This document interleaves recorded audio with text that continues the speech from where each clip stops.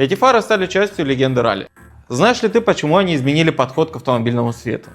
Перед вами Audi Quattro. Революция в мире ралли. Это был один из первых автомобилей с полным приводом, который стал легендой раллийных трасс. А его фары — это инженерия, которая сделала ночные гонки безопаснее. Эти фары оснащались галогенными лампами, которые давали яркий и четкий свет.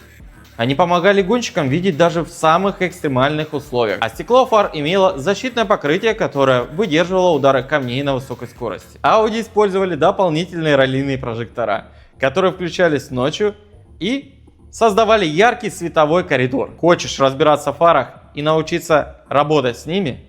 Подписывайся на нас, и мы тебя этому обучим.